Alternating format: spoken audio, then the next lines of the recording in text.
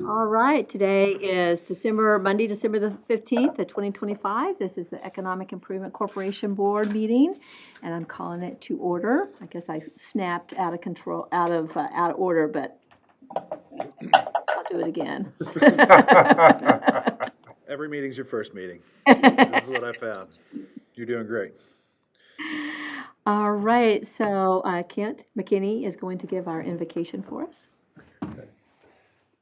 Heavenly Father, here in this Christmas season where we celebrate the birth of the Son you sent as our Savior, we thank you for the many blessings that we have here in this country, our state, and in our community. We thank you for the overwhelming response we've had from around the world to help us with our recent troubles with the flood. We wish that you would take good care of our armed services around the world, first responders at home, and give us guidance in today's meeting and to assist all of the city staff in doing your good work. In your Son's holy name we pray. Amen. Amen. So our second on our agenda is a visitors forum or citizens forum. We have no citizen speakers. Anybody out here? And 3 is the approval of our prior minutes. Everybody get a chance to look at them. Any changes or corrections that are needed? I'll take a motion. So moved. Second.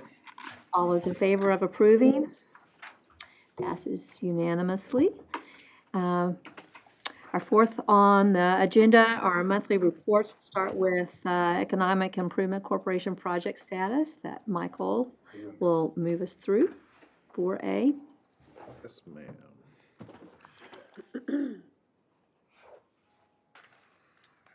Well, good afternoon. Thanks for showing up to the last meeting of the year. It's been an interesting year thus far. I was talking to Kim and Dalton, emailing about it, and I was like, we got a lot done, even though all this happened midway through the year. So y'all should be proud of what you gotten accomplished this year.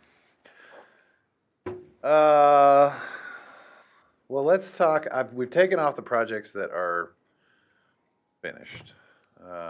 I'm going to do a recap next month for next month's meeting and just kind of here's a budget breakdown. Golf is not on this list, but golf should still be on this list. We're having trouble with that green flush restroom. Oh. It is an absolute, it all sounded well and good, and it's all going to be fine, but we've got to go pour the pad. We're going to have to crane that thing out there. There were a few things that were not reviewed in contract costs, which escalated a little bit of that pricing. And it's taken forever for there's state approval because it's not tied to the sewer system. It's not tied to the water system. It's all gapped, and which is great, and it's environmentally friendly. All of these things just come with a price. So we'll get you a better update next month with that. Okay, so the Olympic pool. We had asked everybody to amend the budgets of 2 of the projects to account for the overage in this project, and we certainly have needed it. This morning I looked at change order 3.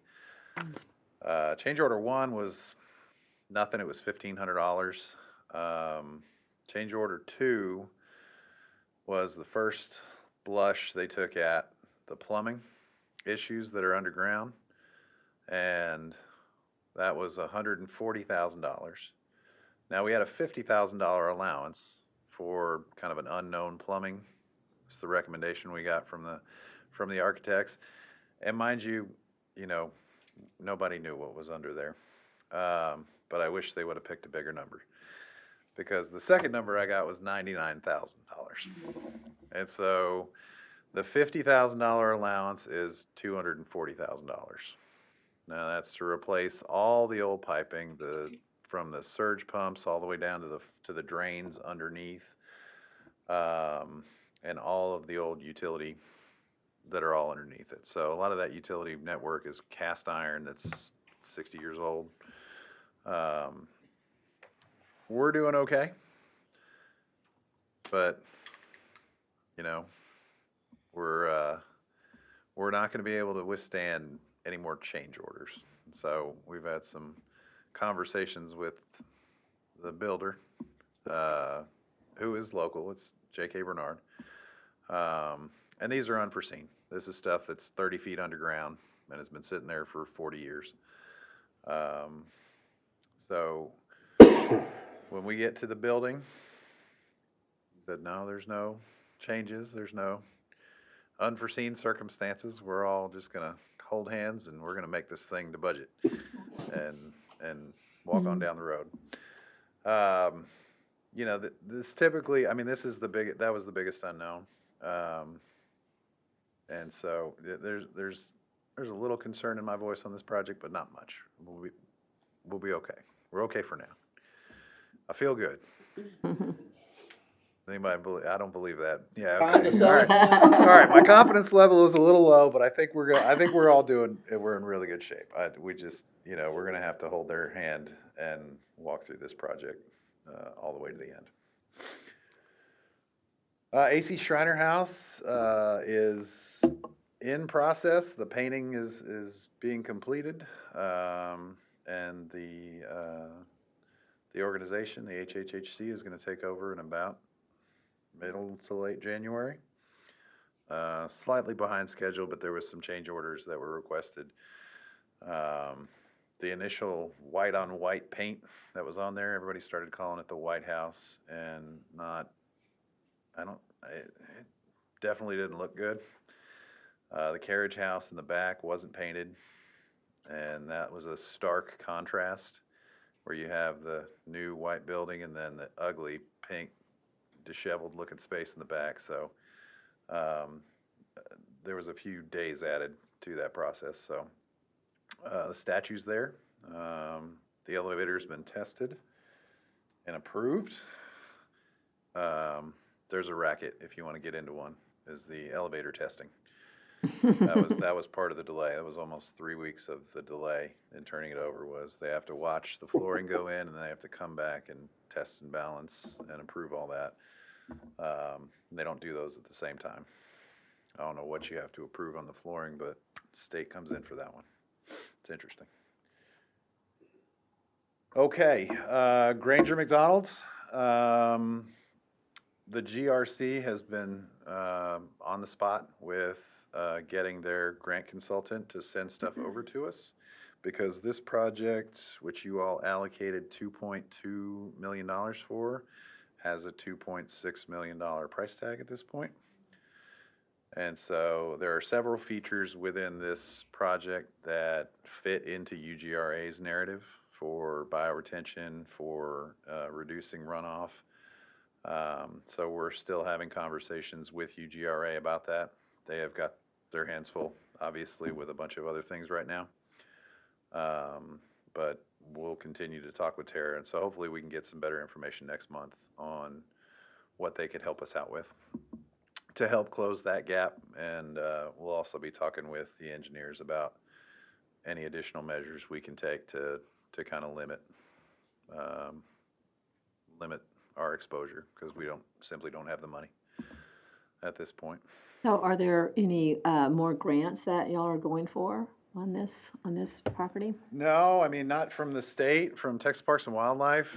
The grant that was initially suggested is just not applicable, because that would require that we have motorized watercraft, allow that on there, and we don't. And so that grant wouldn't work. Given all the work that we have to do at Louise Hayes, we're putting in grant applications to Texas Parks and Wildlife, but it's not for this park. Not this year, I would say. And usually you're not awarded more than one for the local, it's called the local, non-urban local park grant opportunity. And so they want us to be away from the water for those grants, because when you get close to the water, it triggers Fish and Wildlife, So we'll apply for like playground equipment that's Louise Hayes Park up on the hill, far away from the water. So you don't have to get any kind of cultural resource work done. Now, we do have all of that done for this park because we had to get it done. But no, I think we'll be applying elsewhere. But UGRA's got some opportunities that we should be able to avail ourselves to. So with that,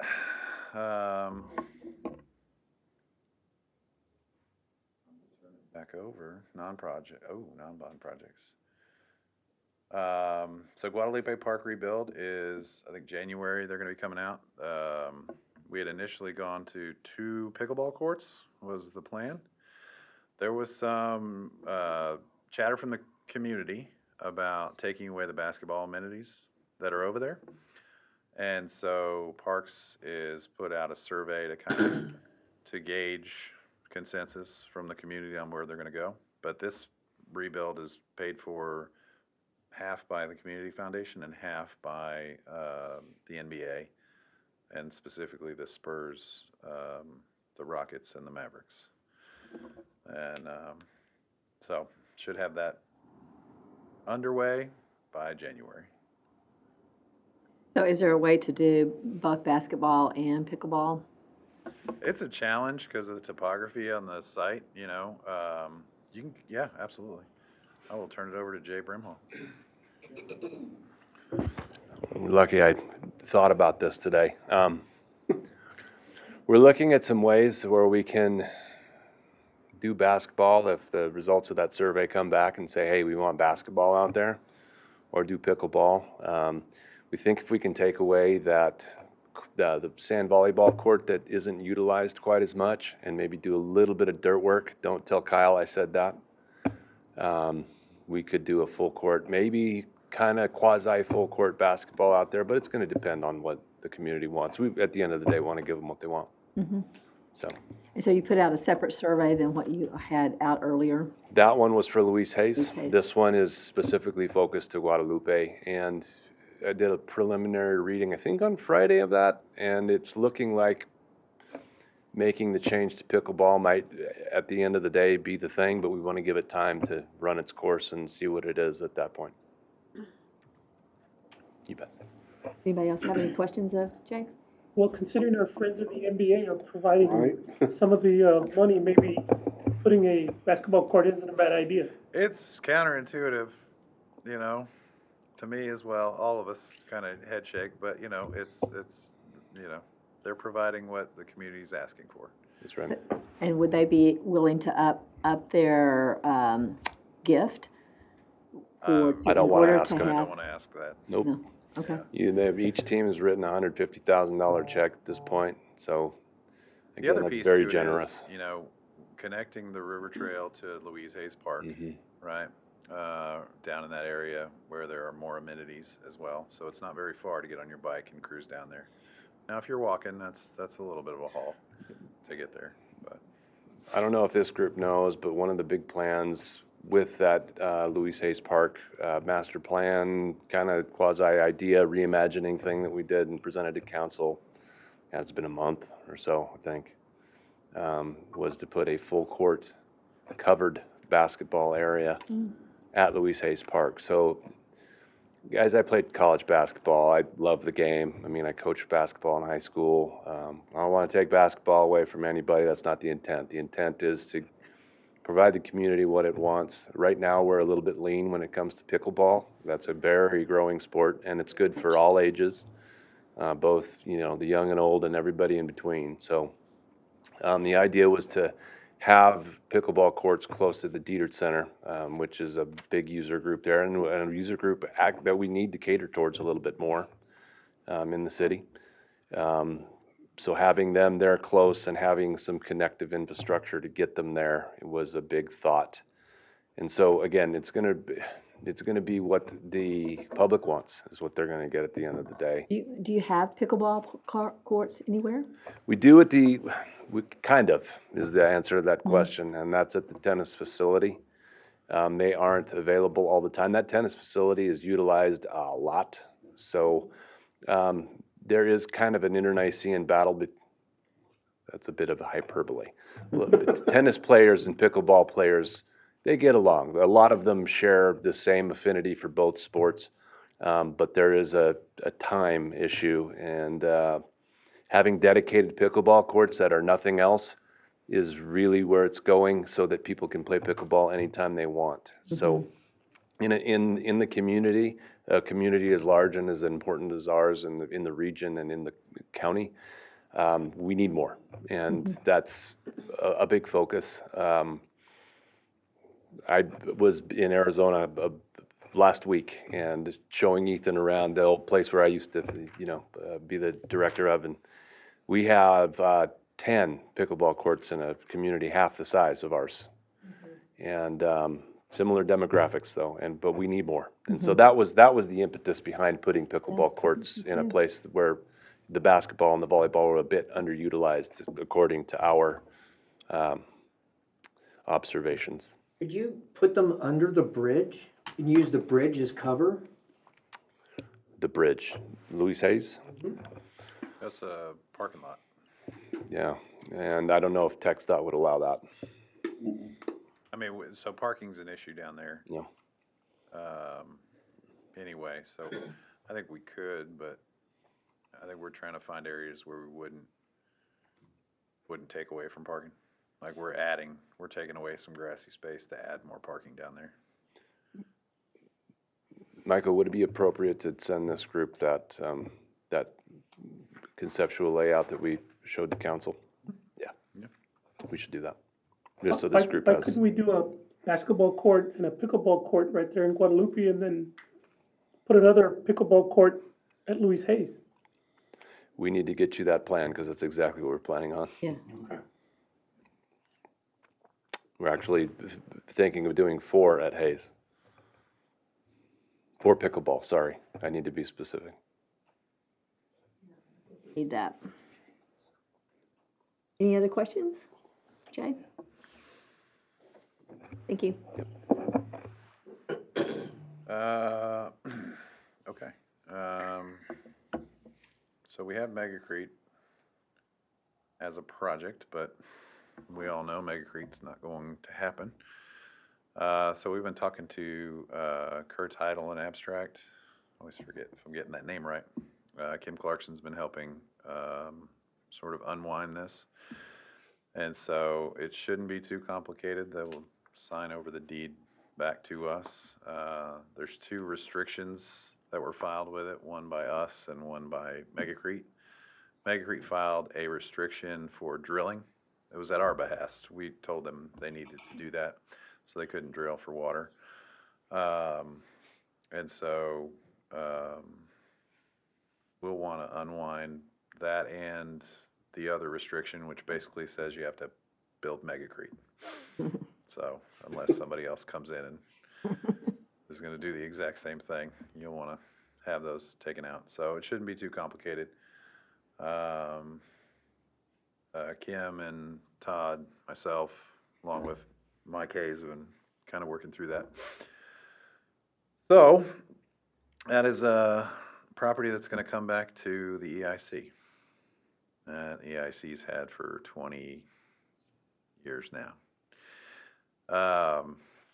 Thought we checked that box. We were excited about that. So it's unfortunate. We are having conversations about, and we'll talk about it in a few items with the EDA grant, but there has been a conversation about that property.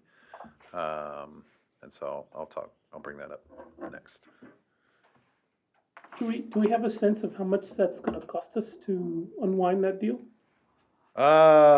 Nothing. Better be nothing. And if it's something, I'm gonna slide a bill across. I think a crate would It's have not to for pay us to for it. pay. Yeah. To our friends at Megacrete? Yes, sir. Okay. Yes, sir. Just You wanna know, make and sure they've been, we're not on the hook. and they've been, they've been upfront and, working through their due diligences. It's unfortunate, but they've been wanting to, they're being helpful in this process, not in any way obstructive. So, y'all didn't participate in this project, but one of our staff members, took this shot when she was coming back home the other night. That's the new public Great. safety That's facility. awesome. Yeah. Yeah, she takes really good pictures. I would have had just a horrible shot of that building. So we've got some talented people that work for us. We're now fully occupied into that building. Oh, everybody's moved in? Everybody's moved in. There's still a bunch of punch list stuff that we've got to do and a lot of doors to get fixed, things like that, little paint chips here or there. That's a big building. We were occupying it while they were working on it, and so there was we were dancing around each other for a while. And that's it. I don't have much more. If y'all have questions about specific projects or other items going around town. It looks like Panda Express is also breaking ground. The Frost Bank project is complete, and I think they just didn't want to do two construction projects adjacent to each other at the same time, so. Is that the only thing that's gonna be in that building, or is there gonna be other things? My understanding, and somebody asked me this earlier, I didn't get a chance to look at the plat, but the way I saw the first iteration of the plat was, Entertain Mart as one, and then it was separated into three, but it was a really skinny, central parcel that was like, you could use it for a drive-through ATM or something, like a standalone, Drive-through bay. Smoke shop, that we have like 17 of those now. if you want, with the Kyle Bond shop, we could call it that. But a kiosk, more, not like a standalone building that would require parking, something that's drive-through potentially. It's a bank, right, going in there, and then also Panda Express, or? Frost Bank is going in there, yeah, and then Panda Express is next door, yeah. And you'll still be able to see the library between the two buildings from Main Street, which is good. It turned out nice. And what about Academy? Is it still? Yeah, so there's construction fence up. They're moving. Yeah, they're going. I think they were working on internal stuff for a while, and it'll start blowing and going here pretty soon. So is the front of the academy entrance gonna be facing basically the post office? Is that how it's gonna go? No, it's going to face 16 City Okay. Baker. Yes. So what they're working on is the warehouse and loading docks and stuff like that? Yeah. Okay. Is it taking over Penny's? No, so it's kind of it's the center of the mall, right? So Penny's will be there, Bell's will be there, Belk's will stay there, Beals? I always get it wrong. Burke's, thank you. Whatever it is. All those main stores are going to stay, and it's the central piece that had those basically the smaller shops that were interior to it. I have gotten 9 kinds of grief from my kids because the arcade is not here anymore. And David Barrera, our streets deputy public works manager, and I were stopped by some Shriner students and asked us a very pointed, very simple question. We're new to town. We play on the Shriner soccer team. What is there to do in town? Oh, no. And we had a pretty good list of answers, but none of them included indoor things for kids to do. And so, one of these days, we're gonna get one of those projects put before you, and I'm gonna ask you guys to fund it. And I hope we get a chance to do that, but those are hard ones to fill. So I think their plan was to be open, July 4th, but I don't know if they're gonna hit that mark. We'll see. That's all I've got. Other questions for Michael? Thank you, Michael. So 4B is Trina is up for our financial reports. Good afternoon. Alrighty, so we're looking at November activities.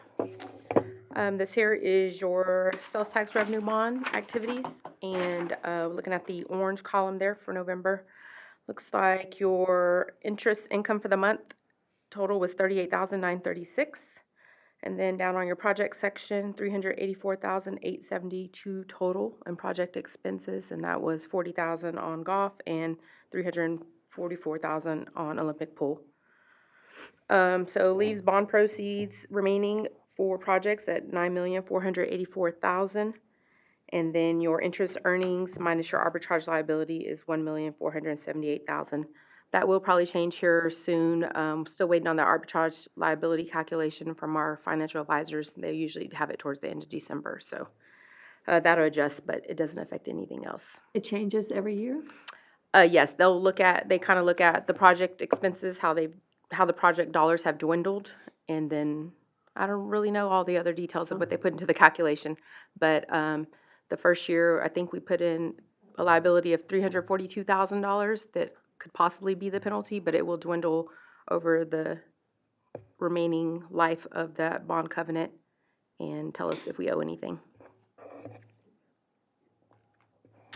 All right, on to your operational dollars, and looking at sales tax for the month of November was $428,326, and that was a 5.9% increase over last November.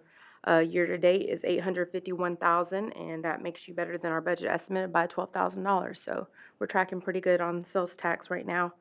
The top 5 category increases in descending order were manufacturing, wholesale trade, retail, food services, and then construction made it to the top 5. So as we thought with the flood impact, that may pick up a little bit, so that's good. December sales tax came in Friday, $427,000, and that is up 5.3%. So the first 3 months of the year have been all positive. The next revenue down is your interest income, $25,452 earned this month. Year to date, $55,000, and you're ahead of budget by almost $22,000. The feds did meet last week, December 10th, and they did decide to do another Fed cut of 25 basis points. Their target rate is right now 3.5 to 3.75%, and that is the third cut this year since September. So September, October, November, October, November, December, they did cuts. That would put the borrowing rate the cheapest it's been since September of 22. So it looks like we may get some business going here in the economy. Down to the expenditure section, your professional services contract for $18,000, City of Kerrville, and then $213,000 in debt service payments. And then down to the project section, just $2,500 for the Travis Street Pump Station. Total expenditures, $234,000 for the month, and that leaves a net change in position of $219,000 for the month. Okay.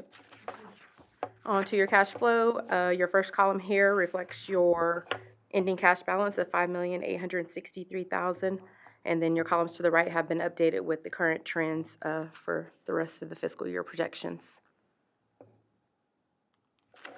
All right, and then your financial analysis. Your top chart here is your sales tax comparisons, and those are this year's fiscal year actuals and then last year's same time this month. Right now, your rolling 12-month average is 4.2% better than last year, so we'll look for that to possibly keep going up or stay steady.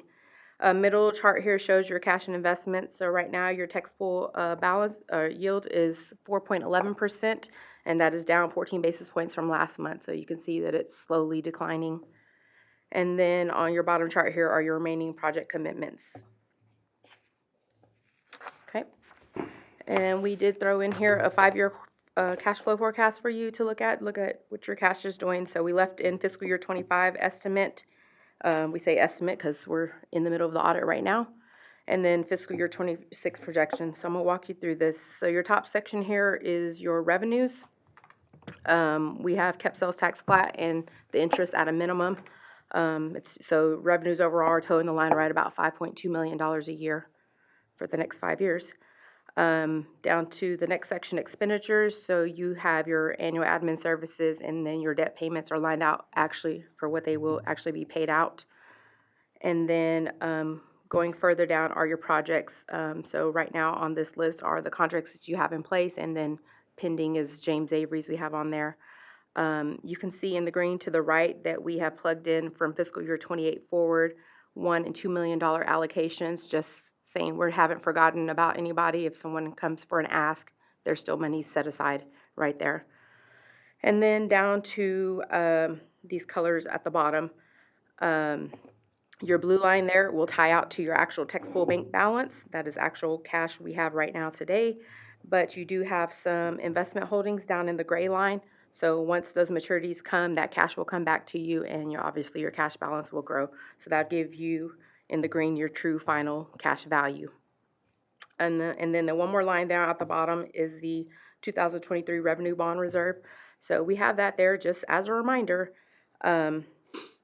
This is in regards to your debt covenants on these sales tax revenue bonds. If at any time your debt service coverage ratio drops below 1.7 times the maximum annual debt service, which for this piece is the 1.5 million. So that means you could not have less than $2,685,000 in cash. If you do, then you would have to fund the max, or set aside and restrict the maximum debt service payment, just so that if it came to bad times, you can pay that bill. And what was that number? 2.6 million, close to 2.7. So basically, that's where we want to hold your cash. We don't want to go below that when you're considering extra funding agreements. Alrighty, and that is all I have. So what did you say the sales tax, what did y'all use? I know you said you held it flat. Yes, so Okay. it's fiscal year 26 going forward is Okay. 5.1 million.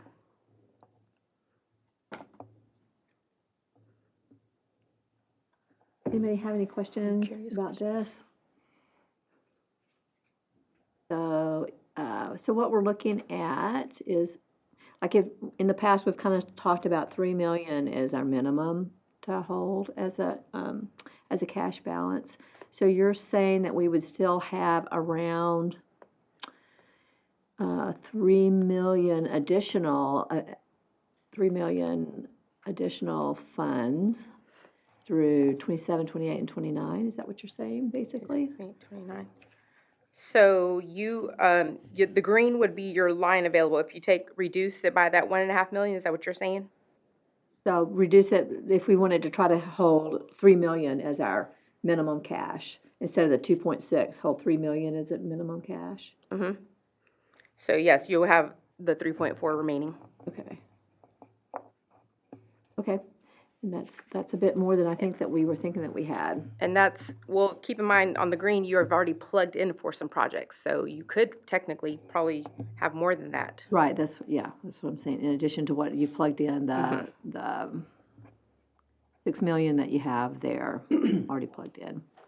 Okay, it's gonna relate to something we're gonna do later, so, thank you. Alrighty. Does anybody have any questions of Trina?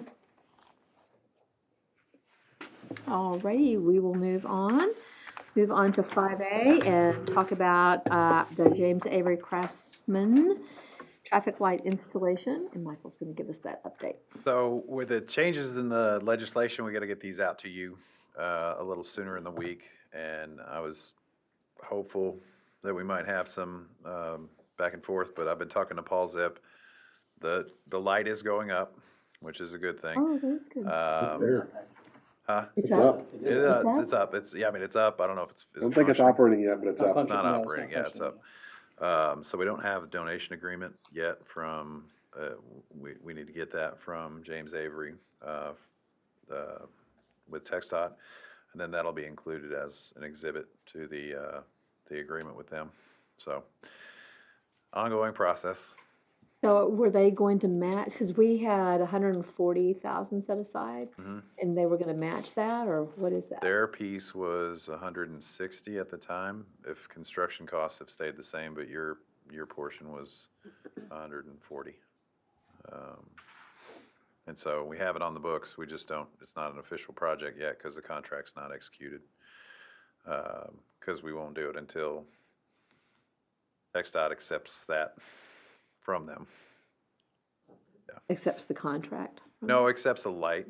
Oh. Like, their contractors build it, and then Oh. TxDOT accepts it, and they take over perpetual maintenance of that.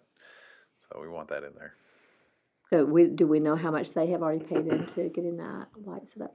No, I think it's probably close to what was originally stated. There might be some escalation in there because of the time it took. But Any questions about that? 5B,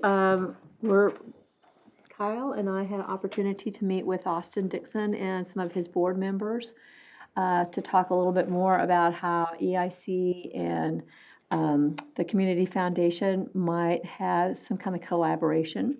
And so I'm going to let Kyle talk about our meeting. Yeah, I guess it was about a week ago that we met with Austin, Peter Lewis, and Greg as well. And just kind of kicked around ideas of ways that we could collaborate with them, being that they're in the position that they're in with the flood recovery. And had a great meeting. I think we all left that meeting feeling like we were glad that we visited with them. Initially, we'd kind of gone in there thinking we might have them have an outlet to donate money to EIC for us to then pass along for city projects, whether that be parks or whatever.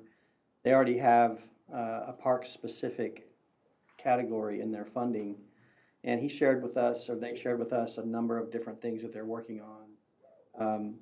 And also extended to us that they see lots of opportunities for us to work together going forward to make sure projects get completed in the last mile mentality, sort of the same philosophy that we've always taken here at EIC. If projects come to us that are not fully baked, we always ask people to come back to us once they've got them to the point where they've raised their, the bulk of their funding, and then they want to come get it finished. And I think that's kind of the same philosophy that they're taking with a lot of these projects. So, kind of sum that all up, essentially the mentality that they took with regard to the meeting was that, yes, they want to work with us.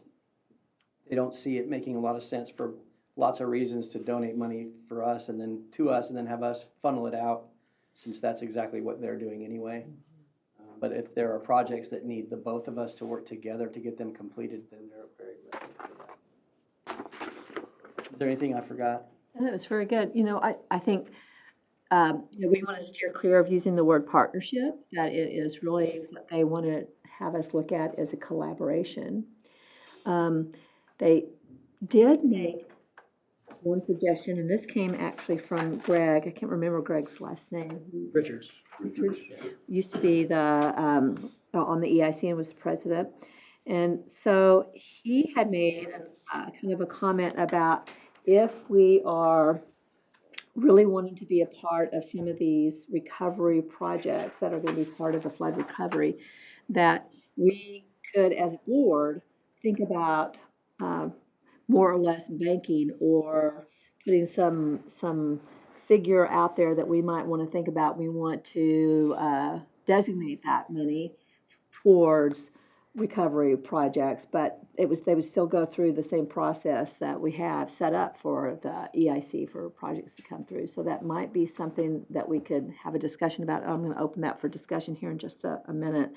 But he was really clear about not commingling the funds between what the Community Foundation is doing and what we might do. That it needs to be really clear that those are separate fundings possibilities. And then the other thing is you've got, I gave everybody a folder that has the website that they have set up called Rebuild Curve.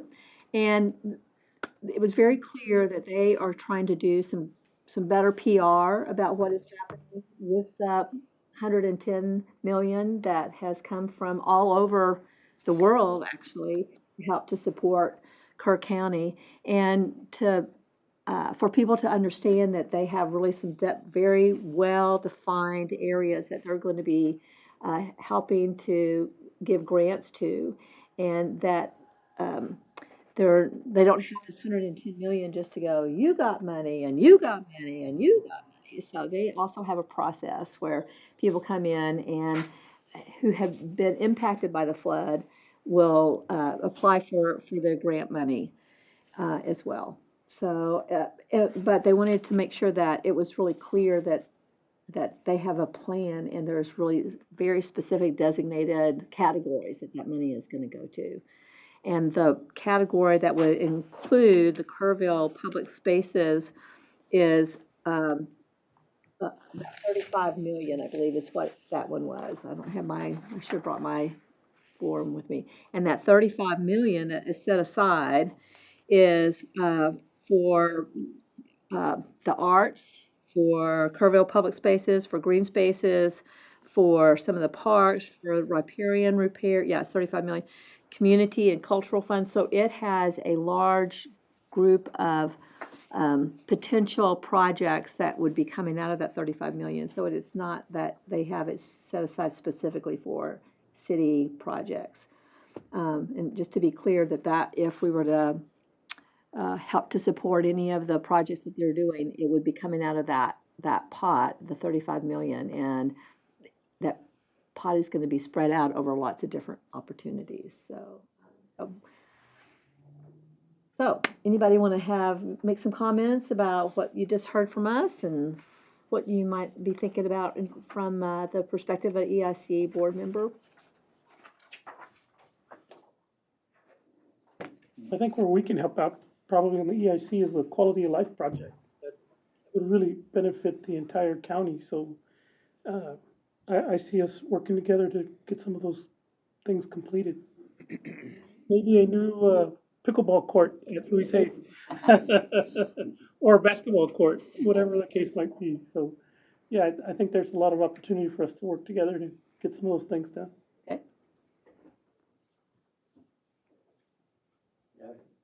I would just say that one of the other things that stuck out in my mind was that the Community Foundation doesn't have somebody there at the desk writing checks. Yeah. You know, that's not the way that works, that they funnel their money out into area nonprofits, and the nonprofits are the ones that are funding the projects.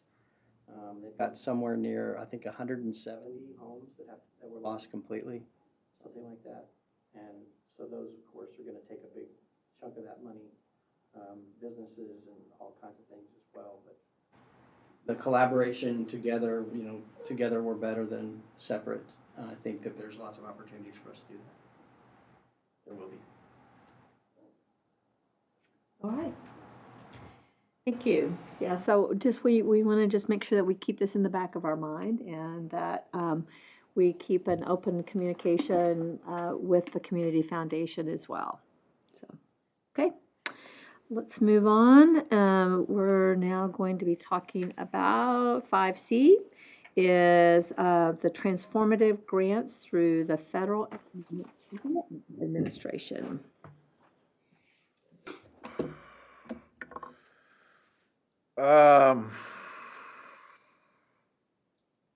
There's a lot in this transformative grant process. William Whitson and Kim Fouts, who are consultants working with Todd Bach over at KEDC, have been hired to kind of help us navigate, spin some more plates. And one of the things that they recommended was putting in for what's called a transformational grant through the Federal Economic Development Administration, I think is what it is, not agency. And those grants are anywhere from $25 to $50 million. And so they are set to do exactly that, be transformative for your community after some type of event has happened. And the kind of grand scale behind all of it is that this will create new or expanded industry in your community that will help diversify your economy and help you build back better, right? And so there was a few different options discussed amongst the long-term recovery group. The sort of number one idea that they landed on for transformational was at the airport and aviation industry, kind of build on what Kildare has brought to the table here in Kerrville and what Schreiner is also doing out there at their aviation program, and kind of go well beyond, into that planning. And so we have an updated airport layout plan, which is almost done for the airport, which kind of talks through the pieces of their CIP planning. And most airport planning, if I was normally having this conversation, that plan would sit on the shelf and we'd get a few of those things done over the next 20 years, but most of it would be, that's a $20 million pie in the sky idea. Now is seemingly the kind of one one of the times where somebody's gonna listen. And possibly, this is an opportunity for us. It's an 80-20 grant, so it requires a 20% match. So if it's a $50 million grant, that's a $10 million ask. The ask can be in the form of cash. It can be in the form of in-kind contributions like land. Shriner has asked if there's a way for, staff time to be considered part of the in-kind contribution where they're already staffing, professors teaching aviation mechanics, and it's all, it's all how you phrase it, right? But yeah, cash and in-kind contributions like land, those are typically what I've seen be used. And so as we were having that discussion, we were also having the discussion of Megacrete and the 87 acres coming back to the EIC. And so knowing that that property has sat in the EIC's hands for 20 years, and understanding that this might be, sort of a once in a lifetime opportunity for the airport to do some greater expansion and rapidly get there. I said, well, this is a conversation that EIC and the city need to have first and foremost, but it doesn't sound like it's a bad idea. There's some challenges on that property. It is adjacent to the airport and it's flat. And those are all things that you want at an airport. And those are all things that we have a limit on in Kerrville. The downsides to that property is it's separated from the airport by a creek that you would have to cross with a bridge that's going to cost you in excess of $1 million, at least, to cross it. Part of it's in the floodplain because it has the creek running through it, but it has a lot of really good land. It was good enough that somebody wanted to build $25 million worth of a manufacturing facility out there. So we haven't gotten the property back yet. It's not officially the EIC's property anyway. It's coming that way. This grant is due in March. And so we need to sort of have quick conversations about what the EIC would like to do with that property. And take this under consideration as a possible option. Again, it's only tied to this grant if the grant is awarded. In my mind, it would become airport property at that point, and it would be used as an in-kind contribution to help defray that 20% match. And I So think, what kind of improvements are you talking about? More runways, more storage? What do you Yeah, think? bigger aircraft, I mean, so I think it would be building Shriner a campus for airframe manufacturing that would then kind of help that industry, which is, there is a dearth of airline mechanics in this world, right? So that would be part of the grant. They would be a partner. We're asking a lot of people to join in this because they want there to be as many partners as you can have. It would be runway expansion. So the city and the county and the airport just went through a condemnation on 54 acres all the way on the other side of the airport. But the list of projects in the airport layout plan is $110 million. And so we're still kind of trying to triage that list. But for me, the transformational piece would be propping up some type of education component out there that's going to have an impact.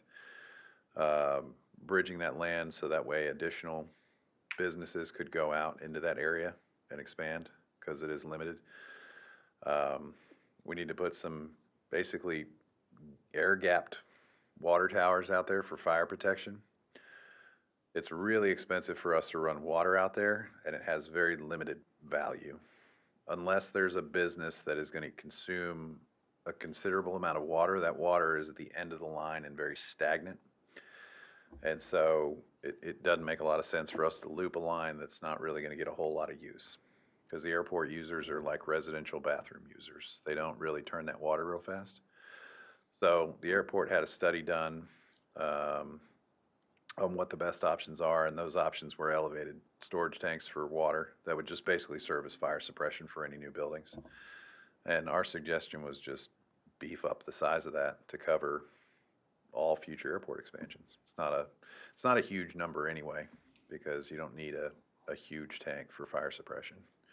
You just need enough to get you through a 2-hour fire scenario. It's like 200. I don't know how many gallons it is. I'm not going to say it. So is avionics gonna be part of that too? Yes, avionics. It's going to be the airframe and mechanics. It's going to be the aviation portion of it. It's going to be it's building the infrastructure partially. I think there's the education component to it. I think it's building the infrastructure that allows for that to increase. I know Jovi over at Kerrville Aviation, his problem is that it's hard to find a flat piece of dirt to build a new space, and they are limited with what they have around them. Heck, the fencing alone is expensive. 87 acres of fencing, or just doing new fencing around the 54 acres, not even like the runway expansion, the fencing alone is pretty expensive. I don't think we've set exactly what projects would be done. I think it's a lot of conversations between the airport board and kind of what industry needs, and complementing that, because again, if there's a grant, let's say it's $50 million, which seems like a crazy amount of money, there's still another $50 million worth or $60 million worth of stuff the airport would do as a part of that plan. And that, I don't think, includes bridging any roads. It doesn't include some of the stuff that we're talking about with the EIC property. So it's a plan that's not yet a plan. And so we're trying to kind of refine it a little bit more. What's the value of the property, do you think, that we would get credit for in terms of the match that we're looking for? We'd probably need to get it appraised again, but the previous valuation on it was $1.3 million, and that was in 23. So call it $8 million. Aside from the expansion and developing an educational program, what would be the goal of this? To bring in more people like Killdeer Mountain Machine? Because otherwise, we're going to just be exporting mechanics to someplace other than here, is what it would Well, seem to me. yeah, we would be exporting mechanics to somewhere other than here and here, right? I think it would expand. I think it would be an expansion of what we currently have. See if we can get additional offerings from the business community, right? So Killdeer doesn't just do wiring harnesses; they just do that here now. But I think it would help coax some new industry. And it's the whole point of it, right? I think we would probably, as a part of the application, we'd get letters of guarantee from Shriner that, this Killdeer's participation is roughly the same, right? We know that Killdeer is they're contractually obligated with you to be at 400 employees by, I think, 2036 is the end of it. And so we're going to need to train those We could fill that up folks. then. Huh? So we could fill that up then, basically. Yes, sir. Yeah. And then some. And then some. And I mean, I think kind of it's there to transform, right? So if it does what it's supposed to do, then Shriner's going to be a big aviation program. Todd, do you have aviation companies of any type that you're talking to or that are looking at relocating here?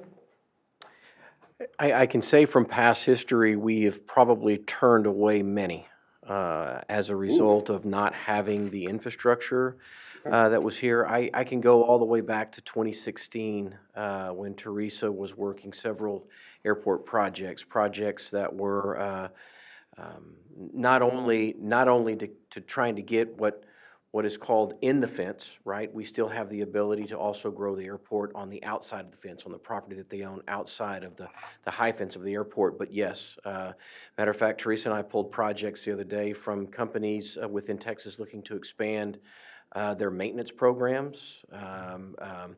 rehabbing older planes, paint booths, and would this type of transformational project would be something that I have said within many years, potentially beyond my life cycle, to literally get this type of economic engine behind the airport. And I think we all as a community and all of us know that the airport is one of our biggest growth centers and one of our biggest areas in which we could grow from a job, from an average job wage to air travel is just becoming something of the future. And I learned this not too long ago from Mr. Griffin, Kurt Griffin, the airport manager, that April of last year, we were deemed a national airport from a regional to a national, which changes the game, getting all of these type of, well, thank goodness we have the runway property now to extend the runway out on that 53 acres.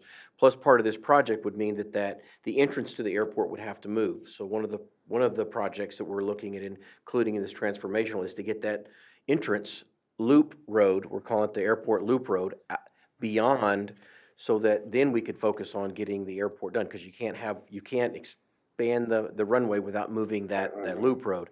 But yes, this is the type of project that you can go and go out and recruit an enormous amount of what we're calling, I guess, an aeronautical zone, and look then to some benefits to attracting outside companies to come into an aeronautical zone as well. Yeah, big opportunities here if we can get this done. It seems like something like drone manufacturing would fit into this. Absolutely. We had quite a bit of conversation about drones, and currently looking into. I'm the amateur here. Kurt Griffin is the professional. So you have different opinions from pilots to drone operators, right? They're different. I think that was our takeaway. Is sharing that airspace can be a challenge, but we also are having conversations about what does that look like.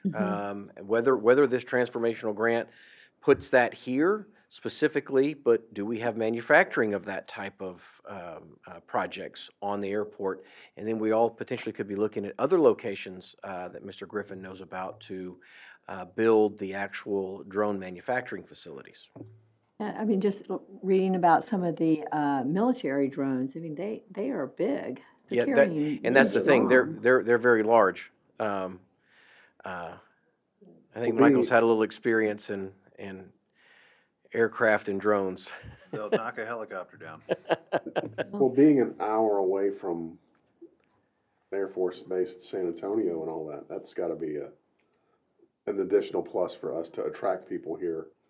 And, man, that's okay. Absolutely, and along with this, as we continue to grow this, and again, everything is in the 11th hour, right? Because what they're looking to do is give us access to this EDA grant, which we have a meeting this week with the regional director for the US EDA here in town to get a little bit more insight as to what the scope of the EDA grant could potentially be for Kerr County as a whole, and what other, not just the airport, but what other projects we potentially could qualify for. As of now, there's not been federal allocated funds to the EDA, so we're looking at qualifying into these EDA grants under the 2021, 2022, and 23 disasters declared by the freeze. Projects don't have to, at this point in time, have to be remediating anything with the freeze, but it could be our pathway into the funding as we wait until further federal funds come down the road for this disaster. So, This land that we have, that would not be appropriate for a runway, right? It's not big enough for that. no, ma'am, it would be more kind of logistically what we've been talking to with the partners, more of Secondary. light manufacturing, it some wouldn't be for additional hangar planes. space. Right. Yeah, it wouldn't be for planes. Yep. And, I see. yeah. Right. The slope is probably a little bit too steep for any of that. But yeah, secondary Yeah. business opportunities. What is the plans for the expansion of what they've already condemned on this airstrip? Here's the one, I'm totally out of touch with it, it's the reason I'm asking. So the plan is there's a displaced threshold by Al Mooney, which essentially means that there's a section of that runway that they can't use because it's not long enough. Yes. And so they would get that displaced threshold back is one of the phases of the project by the extension of the runway to, I think it's 2,000 feet. It's not 2,000 feet. I think it's 2,000 feet. It's It's substantial. substantial, I Right. know that. And so, and then one of the biggest phases of it is the patchwork, not the patchwork, but the overlay of that pavement to the strengths that you would need for those heavier airplanes. That's a big portion of that cost right there. And then additional taxiway space on either side. I guess what I'm getting at is, do we have funding, is there a plan in progress for that extension now? No, I mean, there is, yes, sir. It's a long-range plan, so Okay. it's part of, it's in TxDOT's plan, it's in the official approved layout plan that's currently being finalized right now between the airport, TxDOT, the consultants. I want to have a conversation with them about something something to do with that 87 acres. I don't want to be presumptive about your property. Let me put it this way. But if there's, time is of the essence for us here with this. And so what they've said is, if this is a part of your plan, it needs to be in your plan, right? Well, I don't know if we can do that today, but we can't. I could definitely say that, just speaking from my one seat, is that we want to do what's best for the community with that land. Right. Whether that be, obviously we wanted to bring in primary jobs as one of our main focuses. And it sounds like indirectly we would be doing that with this type of an idea. Yeah. But I think that, we can run down the line here and ask, but I think that's generally what we would want to do. Well, if y'all are up for it, we still have to get the property back. But I think what we could do from a staff standpoint is to start working through the channels of, what would that look like? To include it as a part of the application, because I'm not sure exactly what that requires. I think a willingness from the EIC board to participate and using that land as an in-kind contribution. So we have a little time, because the application's due beginning of March. But it's 2 meetings for y'all, so I think we can get a lot of it to you by January. Does anybody have any heartburn about that? No, I don't. What would be the reason to land bigger planes here? It's not for passengers, right? It's more for R&R of, Depends on who you ask. okay? You ask the airport, and they'll want to get a tower and the whole 9 yards, but that's a whole other operation. I think it's bigger aircraft, private aircraft. I think there's commercial opportunities for smaller commercial. I mean, there's folks who we were talking to who were also talking to Fredericksburg that are doing kind of sort of, Uber your way from Fredericksburg to Dallas. Instead of going to San Antonio, you can buy a seat. They started that, I think. They They have. did. They It's have. $1,400 round trip. Well, the other Dallas. would be any kind of perceived manufacturing. Manufacturing. Would have parts coming in. Parts coming in, yeah, so there's litany of reasons why you'd want it to be a little longer, yeah. Seems like they've got some planes landing now that are maybe a little bit above the standards. Yeah, I see some big They're stuff. at the standard, yeah, maybe, yeah, they might be. Well, the other one Or is, pushing them anyway. the other one is, the main income out there is fuel sales. And if you get a bigger, better aircraft in there, it's gotta have better runway for them to take off with that fuel. Yes, sir. And let's not forget about the tax revenue from the aircraft itself. Yeah, it all circles in, yeah. Right. It sounds like we have agreement on the board that we would like for you to continue to pursue this land. Okay, we will part of the deal. Get to work on getting it back in your hands, and then we'll get to work on getting it out of your hands again.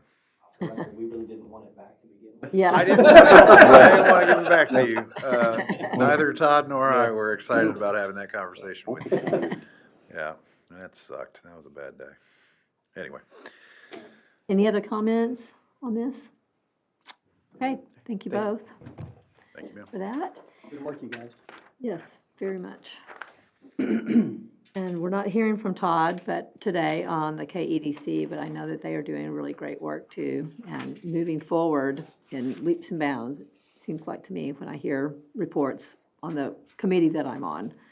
So, okay, is there anything else that somebody wants to bring up? Any items for a future agenda that you want to add? All righty, it's 5:05 and this meeting is adjourned.